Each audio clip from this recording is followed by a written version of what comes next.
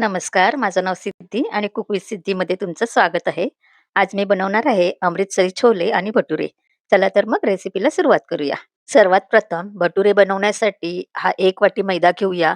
मग त्यात टाकूया मीठ, साखर, रवा, दही आणि हे सर्व घट्टसर मळून घेऊया. या सर्व साहित्याचे प्रमाण मी डिस्क्रिप्शन बॉक्समध्ये दिले आहे. याला आता थोडंसं तेल लावून रेस्ट करायला ठेवूया आणि छोले बनवायला घेऊया.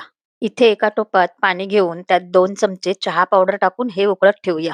मग कुकरमध्ये थोडंसं तेल टाकूया. तेल गरम झालं की त्यात दालचिनी, हिरवी वेलची, मसाला वेलची, मिरी, लवंग, जिरे, हिंग, 1 वाटी कांद्याची पेस्ट आणि आलं लसूण पेस्ट टाकून हे चांगलं परतून घेऊया. मग कांद्याचा कच्चेपणा निघाल्यावर त्यात 1 वाटी टोमॅटोची प्युरी टाकून, मग त्यात लाल मिरची पावडर, धने पावडर, जीरा पावडर, आमचूर पावडर, गरम मसाला टाकून हे सर्व तेल सुटेपर्यंत परतून घेऊया. आपल्या मसाल्यांना आता मस्तपैकी तेल सुटले आहे. तर यात आता हे रात्रभर भिजवलेले छोले टाकूया.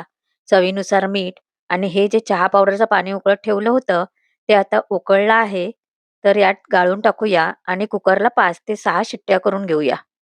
तुम्ही इथे पाहू शकता आपले छोले आता रेडी झालेले आहेत. तर त्यांना चमच्याच्या सहाय्याने थोडेसे स्मॅश करून घेऊया. याने ग्रेव्हीची थिकनेस वाढते.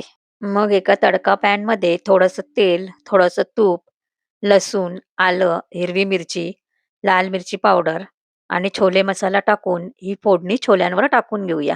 सगळ्यात शेवटी कसुरी मेथी हाताने चुरून यावर टाकूया आणि भटुरे बनवायला घेऊया. पीठ आता आपलं मस्तपैकी सेट झालेलं आहे. तर त्याचे असे आपण भटुरे बनवून घेऊया. भटुरे आपल्याला थोडेसे अशा प्रकारे लांबटच बनवायचे आहेत. मग त्यांना गरम तेलात गोल्डन ब्राउन होईपर्यंत तळून घेऊया. अशा प्रकारे आपले मस्तपैकी अमृतसरी छोले आणि गोल्डन ब्राउन भटुरे तयार झालेले आहेत. तर कशी वाटली तुम्हाला माझी आजची रेसिपी? जर आवडली असेल तर लाईक करा, शेअर करा, कमेंट करा आणि सबस्क्राईब करायला विसरू नका.